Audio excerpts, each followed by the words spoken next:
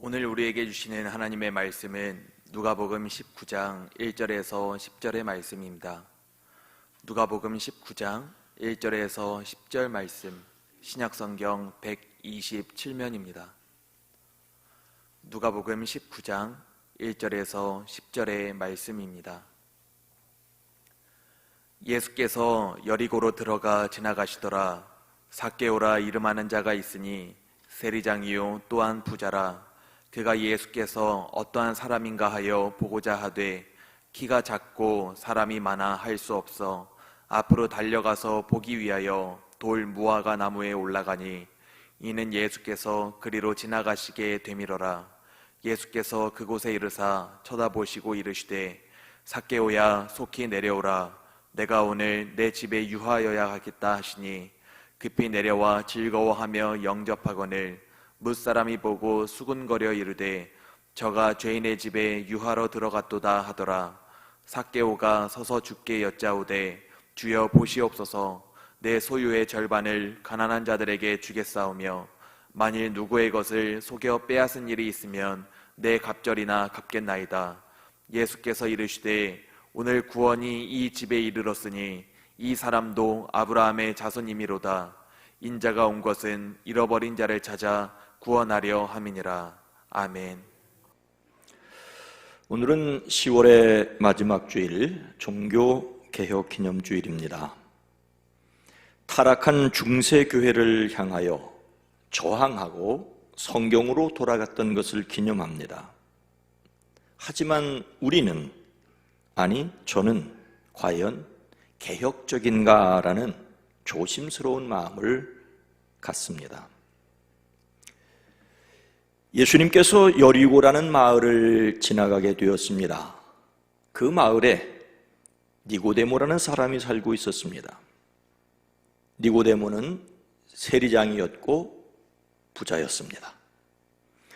그는 예수님이 어떤 분인지 보려고 애썼으나 사람들에 가려서 볼 수가 없었습니다.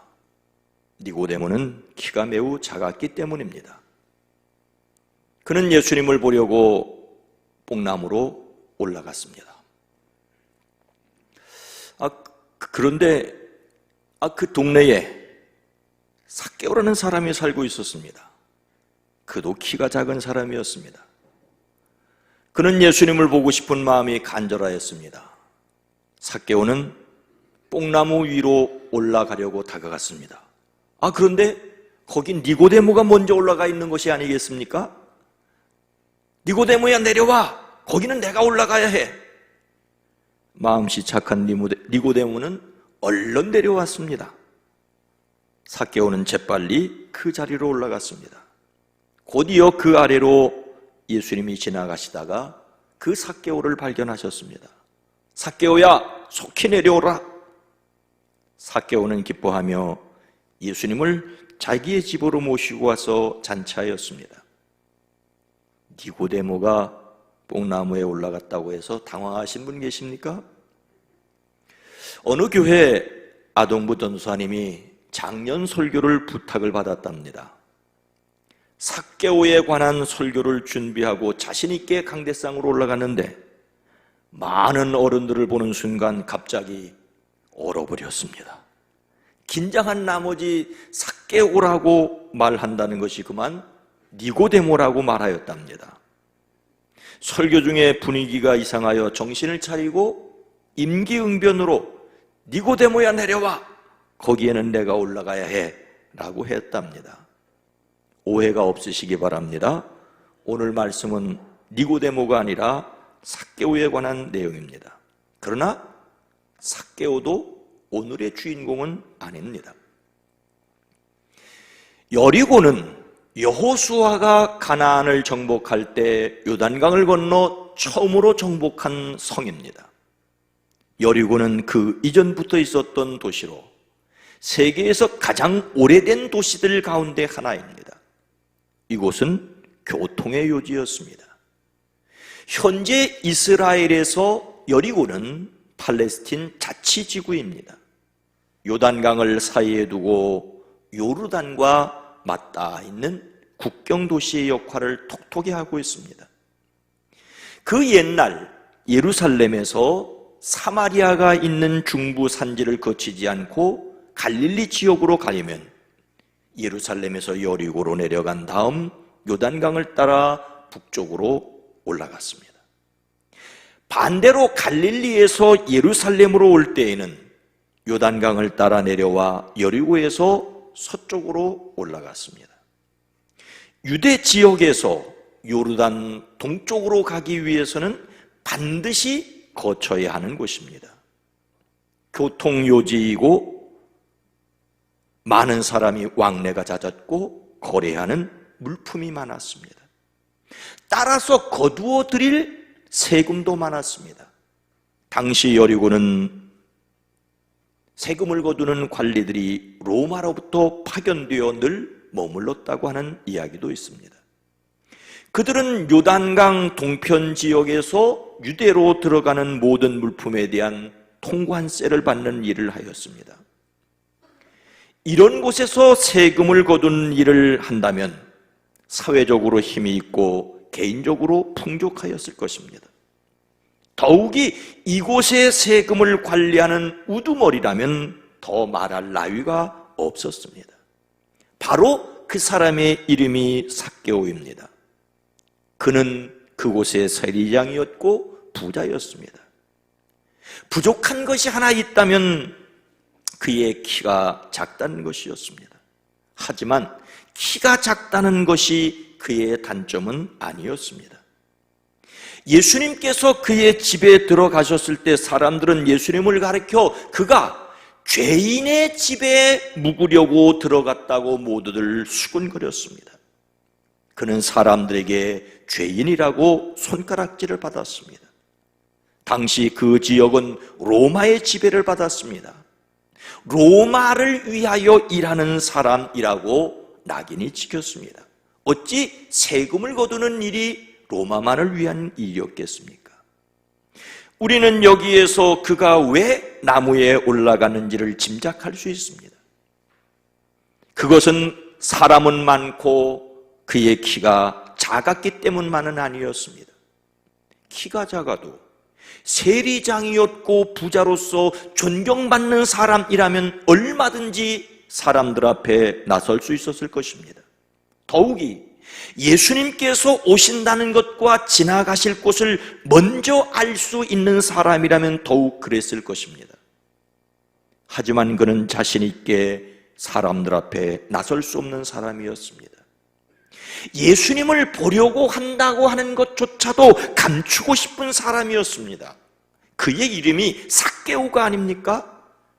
삭개오라는 이름의 뜻은 깨끗한 자, 의로운 자라는 뜻을 가지고 있습니다. 그런데 그는 깨끗한 자, 의로운 자가 아니라 허가받은 도둑이었습니다.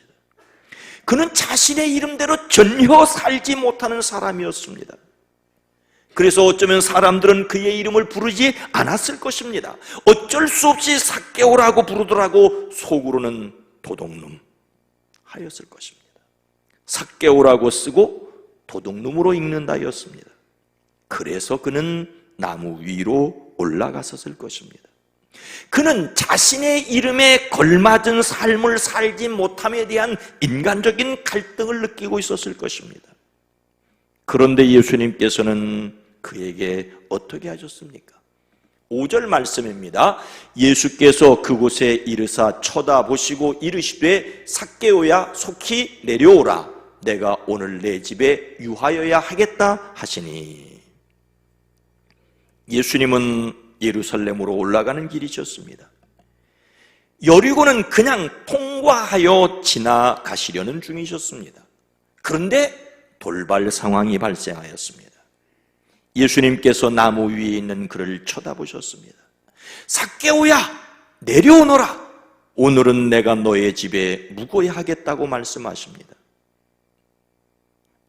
예수님은 그를 너라고 부르지 않으셨습니다.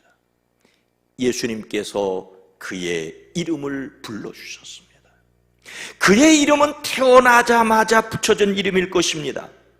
아버지는 그가 깨끗한 사람으로 의로운 사람으로 살기를 바라는 소망을 담아 태어난 아들에게 삭개오라는 이름을 붙였습니다. 하지만 사람들은 그의 이름을 부르며 고개를 갸우뚱거렸습니다. 우리말에 꼴보고 이름을 짓는다 했는데 전혀 어울리지 않는 이름이라고 생각하였을 것입니다. 최근 어느 한 여론조사에서 코로나19 이후 개신교인에 대한 이미지를 묻자 거리를 두고 싶은이라는 응답이 가장 많았다고 합니다. 개신교인, 거리를 두고 싶다. 기독교인이라고 쓰고 이중인격이라고 읽는다는 것입니다. 저는 이 말에 동의할 수 없습니다. 그래도 교인들이 착하고 교인들이 바른 생활을 한다고 저는 생각을 합니다. 하지만 교회에 대한 평가는 우리 스스로가 내리는 것이 아니라는 말을 기억해야 합니다. 점점 교회가 빛을 잃어가고 있는 상황이라는 것은 우리가 이미 익히 알고 있습니다. 1000만 성도를 가졌다는 한국교회가 이름값을 제대로 하지 못하고 있다는 것은 어제 오늘의 문제가 아니지 않습니까? 이런 우리에게 희망은 예수님께서 삭개오의 이름을 불러주셨다는 데 있습니다. 예수님은 그의 이름을 삭개오라고 불러주셨고 더욱이 그의 집에 들어가 머무시겠다고 하십니다. 우리의 희망은 다시 자신의 이름을 기억하고 내가 누구인가를 기억하고 예수님을 모시고 살아가는 것입니다. 우리가 올라간 나무에서 내려와 예수님을 모셔야 합니다. 삭개오는 예수님이 어떤 사람인지를 보려고 했었습니다. 예수님을 만나기를 갈망했습니다. 그 갈망은 그의 지위와 체면을 접어두고 나무 위로 올라가게 하셨습니다. 우리는 이런 삭개오의 노력을 기억하고 본으로 삼아야 합니다. 하지만 우리는 예수님께서 그의 이름을 불러주셨음을 더욱 기억해야 합니다. 예수님께서 그곳에서 그의 이름을 불러주시지 않았다면 아무런 변화도 없었을 것입니다. 진짜로 그곳에 니고데모가 올라갔었더라면 삭개오와는 아무런 관련이 없었을 것입니다. 삭개오는 예수님을 보기를 원하였지만 예수님께서 그를 보아주셨습니다. 예수님께서 자청하여 그의 집에 들어가 함께 계시겠다고 하십니다. 삭개오는 자신이 기어 올라간 나무에서 얼른 내려와 기뻐하면서 예수님을 자신의 집으로 영접하였습니다. 이런 모습을 보며 사람들은 무엇이라고 하였습니까? 7절 말씀입니다. 무사람이 보고 수군거려 이르되 저가 죄인의 집에 유하러 들어갔도다 하더라. 사람들은 모두 수군거렸습니다. 여기서 저는 예수님이고 죄인은 삭개오입니다. 사람들의 눈이 삭개오가 아니라 예수님께 주목하고 있음을 알 수 있습니다. 예수님을 영접한 삭개오가 아니라 삭개오의 집에 들어간 예수님께 사람들은 관심을 가졌습니다. 그들의 수군거림은 예수님을 향한 것이었습니다. 여기서 수군거리다는 말은 불평하다, 투덜거리다는 말입니다. 그들은 예수님을 못마땅하게 여겨 불평하였습니다. 그것은 예수님께서 죄인의 집에 들어가셨기 때문입니다. 그 당시 관행은 죄인과 어울리는 사람은 자신도 같은 죄인이라는 것을 인정하는 꼴이기 때문이었습니다. 그런데 깜짝 놀랄 일이 일어났습니다. 예수님을 자신의 집으로 맞아들인 삭개오는 식사하던 중에 일어나 이렇게 말합니다. 주님 보십시오. 내 소유의 절반을 가난한 사람들에게 주겠습니다. 또 내가 누구에게 강제로 빼앗은 것이 있으면 4배로 갚아주겠습니다. 그는 왜 이런 말을 하였을까요? 예수님을 만난 후 그의 마음이 변하였기 때문이었을까요? 그럴 수 있습니다. 그는 지금까지 사람들에게 손가락질을 받으며 살았습니다. 이제 그는 예수님을 만났습니다. 예수님을 만나면 삶이 변화되어야 합니다. 그러나 그가 왜 그런 말을 하였는지 성경은 자세히 기록하고 있지 않습니다. 그래서 이런 상상을 할 수 있습니다.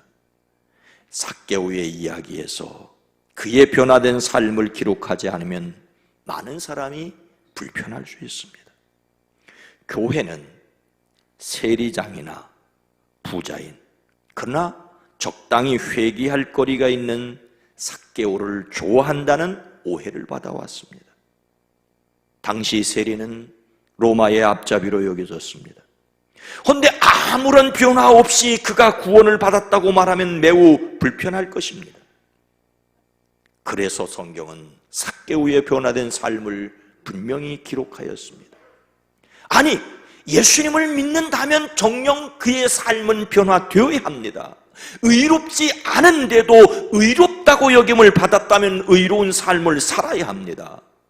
이름값 못하는 삭개오였는데 삭개오라고 이름을 불러주셨으면 이름값을 해야 합니다. 하지만 더 중요한 사실이 있습니다. 9절 말씀입니다.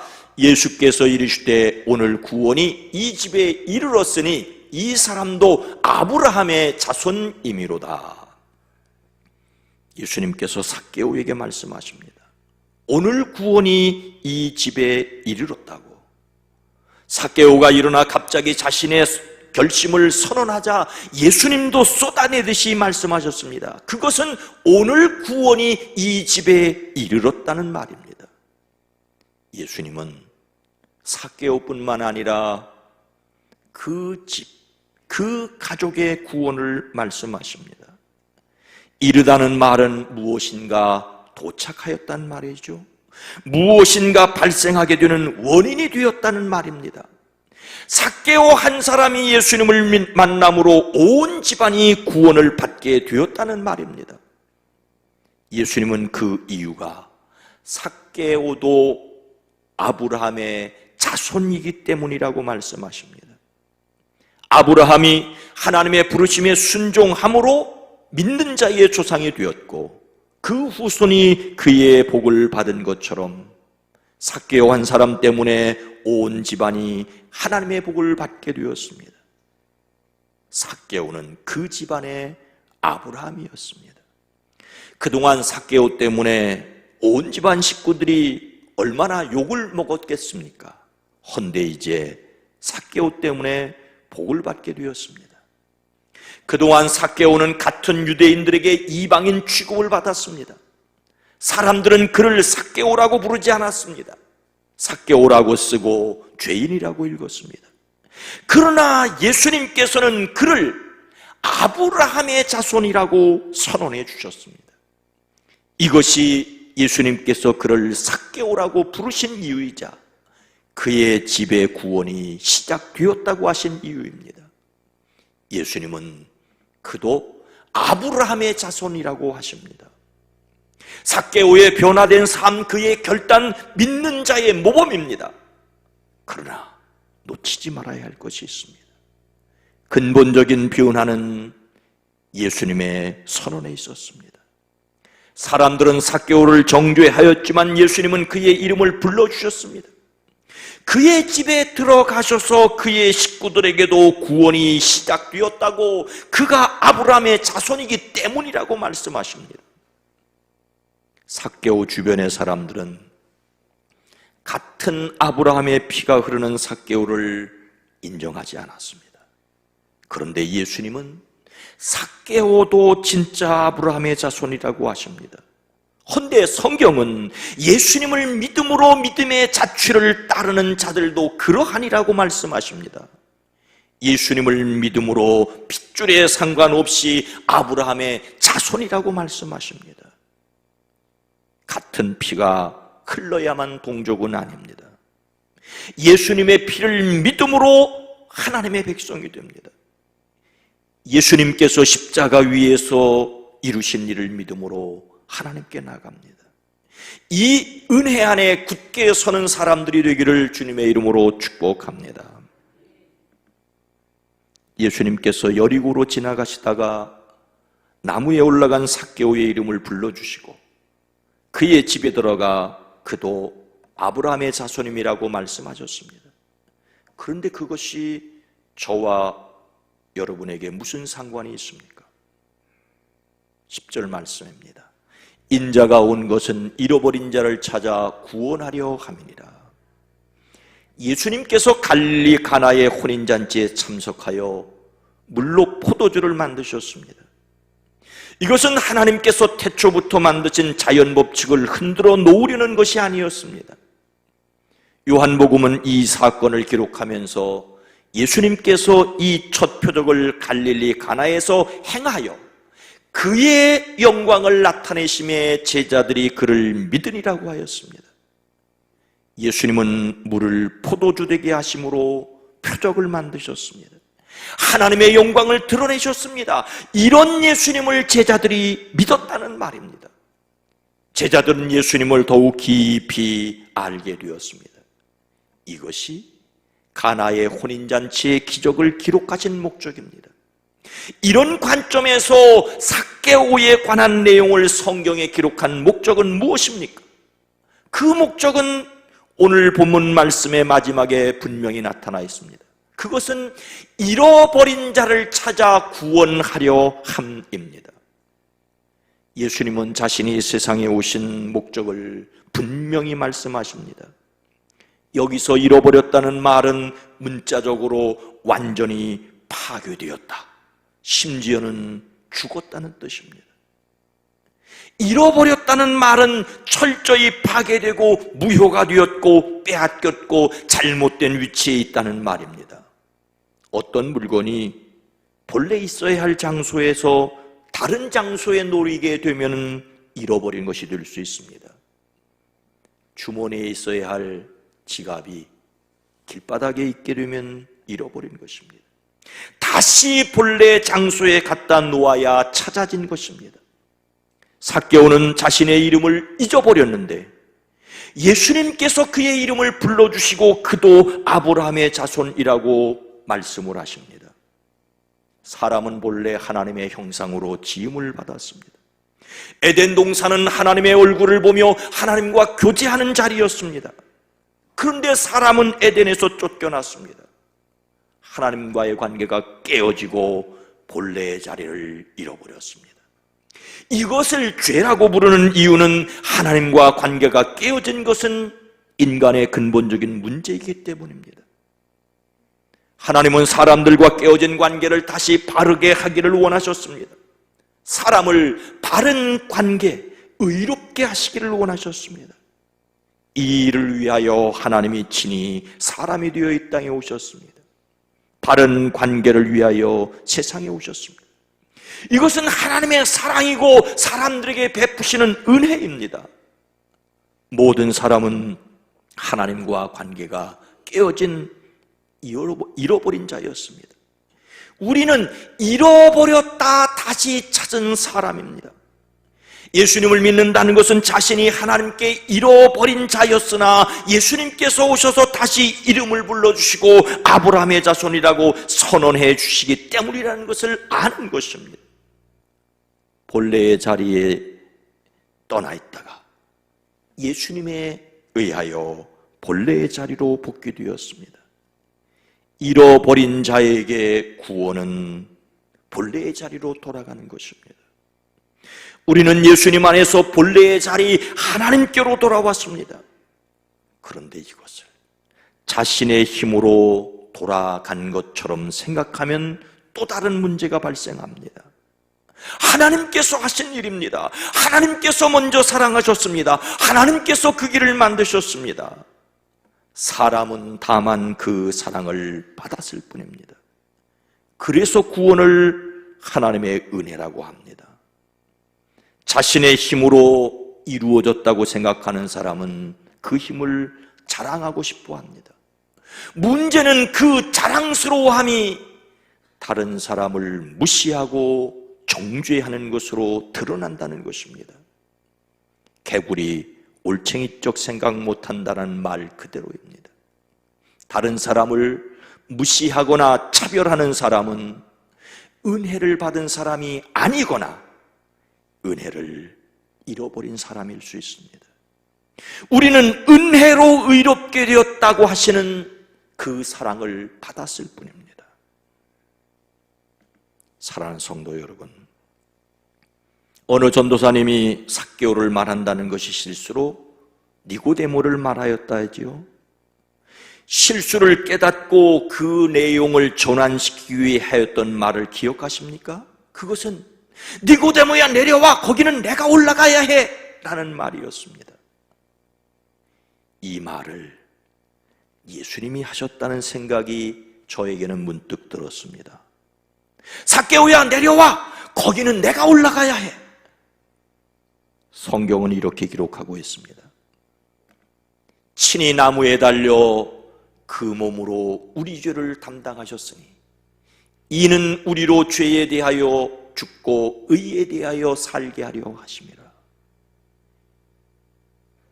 삭개오는 내려오고 예수님은 나무에 올라가셨습니다. 십자가에 달리셨습니다. 예수님께서 채찍에 맞음으로 우리는 나음을 얻었고, 우리는 전에 양과 같이 길을 잊었더니 이제는 영혼의 목자와 감독이신 예수님께 돌아왔습니다. 우리는 하나님의 자녀라는 이름을 잊어버렸었습니다. 하나님의 형상이 깨어졌습니다. 하나님의 백성이 아니었습니다. 우리의 잃어버린 이름을 불러주시기 위하여 예수님께서 그 십자가에 달리셨습니다. 그러니 이제 예수님의 사람, 성령이 머무는 사람이 되었습니다. 그렇다면 그 이름으로 살아야 되지 않겠습니까? 잃어버린 이름을 다시 찾았다면 그 이름을 소중히 여겨야 되지 않겠습니까? 거룩하신 하나님, 자비로우신 주님, 우리가 하나님께 대하여 죽었었는데 주님이 죽으심으로 살리셨고, 우리를 다시 하나님의 백성이라고, 그리스도 예수의 사람이라고, 성령이 머무는 성도라고 불러주시니 감사합니다. 하지만 주님, 우리가 하나님의 사람으로, 예수님의 백성으로, 성도로 살지 못하였기에 세상은 교회를 없어도 되는 기관으로, 아니 부끄러운 곳으로 여기지는 않습니까?